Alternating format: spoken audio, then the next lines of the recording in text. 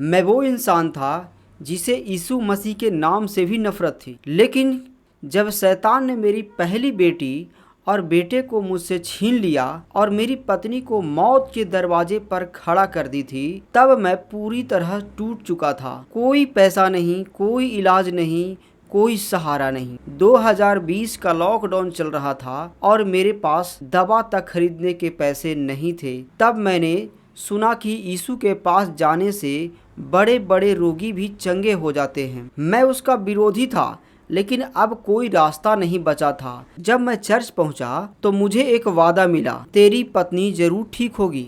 और फिर जो हुआ एक चमत्कार था, मेरी जिंदगी का सबसे बड़ा चमत्कार। यह मेरी सच्ची कहानी है जिसे सुनकर शायद आपकी जिंदगी भी बदल जाए। सबको जय मसीह की। मेरा नाम चंपू कुमार है।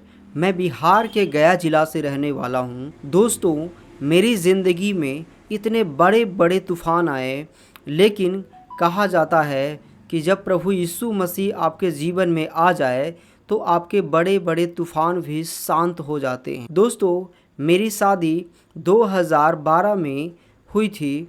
2013 में मेरी पहली एक बेटी हुई थी, जो जन्म लेते समय ही शैतान ने मुझसे छीन लिया। उसके बाद 2015 में एक बेटा हुआ। लगभग 2019 में मेरा बेटा 4 साल के होने वाला था।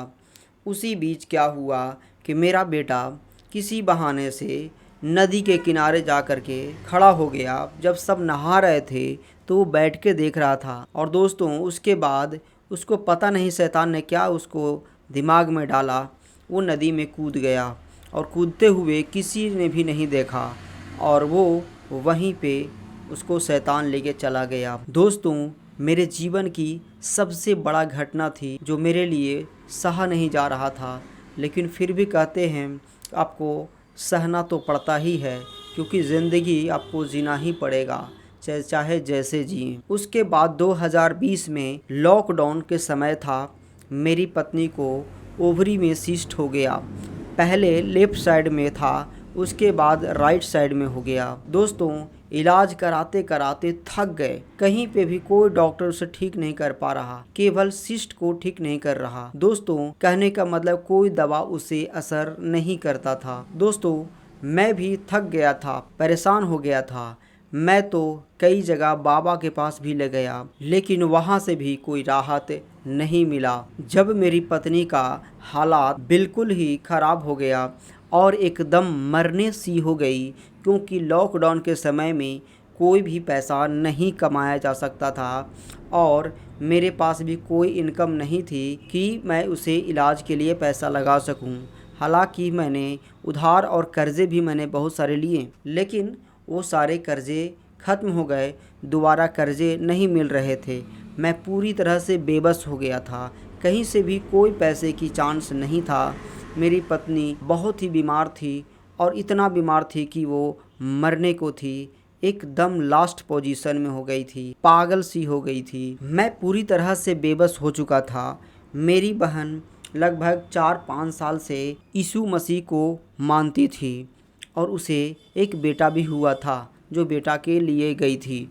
लेकिन मैं यीशु का विरोधी था, क्योंकि यीशु मसीह में जाने के बाद न तो पूजा पाठ, ना ही तो किसी प्रकार की कोई भी ऐश मौज जैसे शराब, गांजा, भांग, ये सब कुछ नहीं खाया पिया जा सकता। कोई भी नशा नहीं किया जा सकता है, कोई भी किसी तरह के गलत काम नहीं किया जा सकता है। बहुत सारी पाबंदियां लग जाती है, इसके कारण मैं उसे नहीं मानता था। दोस्तों, कहते हैं ना कि जब यहाँ से ठीक ना हो रहा हो तो कहीं जगह चेंज करके देख लो। तो मैं भी चेंज किया। मैं घर से मैं अपने ससुराल को ले गया मेरी पत्नी को। वहाँ पर भी कोई भी किसी तरह के कोई फ़र्क नहीं पड़ा। उसके बाद मेरी सासू माँ ने बोला कि मेरी बेटी को आप जान ले लेंगे क्या बाबू, आप कहीं पे दूसरे जगह पे दिखाइए। मैंने कहा अब कहाँ दिखाएं? तो मेरी सासू माँ ने बताया कि यीशु मसीह में लोग सब जा रहे हैं और तरह तरह की बीमारियाँ वहाँ पे ठीक हो रहे हैं, तो आप क्यों ना एक बार ट्राई करते हैं। हम बोले कि मम्मी, क्या बीमारी यीशु मसीह ठीक कर सकते हैं? बीमारी हमेशा डॉक्टर ही ठीक करता है। मुझे विश्वास नहीं था कि बीमारी भी यीशु मसीह ठीक कर देते हैं, लेकिन मेरे पास और कोई भी चारा नहीं था। मेरी ज़िंदगी में सबसे बड़ी दुख की घड़ी थी कि मेरे पास पैसे न होने के कारण मैं अपनी पत्नी को अच्छी इलाज नहीं करा रहा था, और जैसे तैसे करके पैसा भी इकट्ठा करके इलाज भी करा रहा था, तो उसमें भी कोई फ़र्क नहीं पड़ता था, जहाँ तक कि बीमारी और भी बढ़ रहा था। उस वक्त मेरी सासू माँ का बात नहीं माना, और नहीं मानने के बाद 2-4 दिन और बीत गए और मेरी पत्नी का हालात एकदम ख़राब हो गई और मेरी पत्नी पागल सी हो गई, एकदम मरने को थी। दिन भर में 2 डायलोना का इंजेक्शन लगता था, तब जाकर के उसका दर्द नॉर्मल रहता था। दोस्तों, दर्द के मारे हमेशा कराहती रहती थी। उसको विश्वास हो गया था शायद वो नहीं बचेगी। दोस्तों, अब मैं सोचा कि मेरे पास पैसे नहीं है इलाज कराने के लिए और हम यीशु मसीह में नहीं जाएंगे तो मेरी पत्नी तो ऐसे ही मर जाएगी, तो हम क्यों ना एक बार यीशु मसीह में जाकर के देखें। जब मैं पूरी तरह से हार गया तब मैंने दीदी को फ़ोन किया और फ़ोन करके बोला कि दीदी यीशु मसीह के पास ले चलो, जल्दी ले चलो, नहीं तो ये मर जाएगी मेरी पत्नी।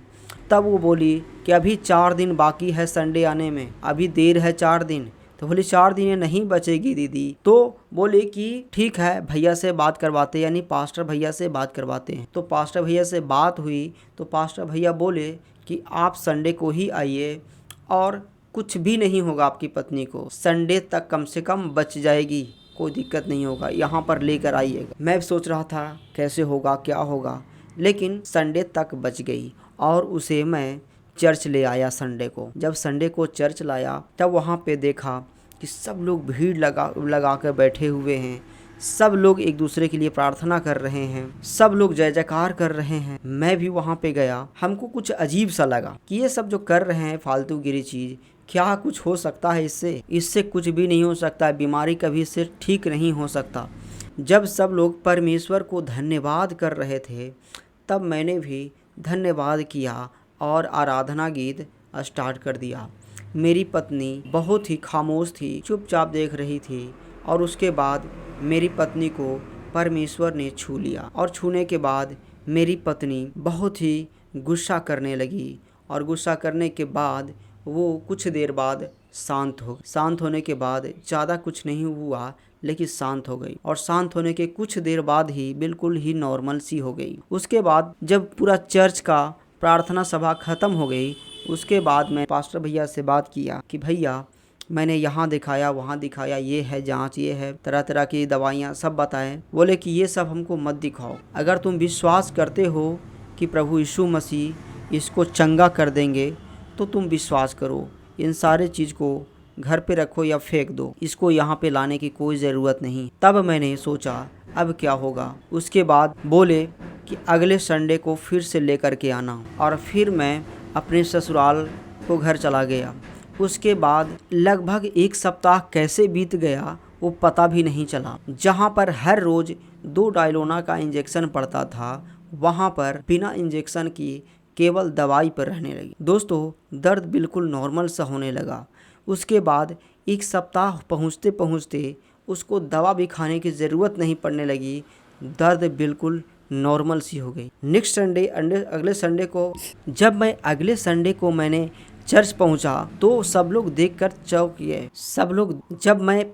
जब मैं अगले संडे को चर्च पहुंचा तो सब लोग देख करके चकित हो गए कि पिछले संडे तो इस तरह से आई थी, बिल्कुल मरी मरी जैसी बन करके आई थी, और आज तो बिल्कुल चंगी दिख रही है और हंसता खेलता चेहरा दिख रहा है।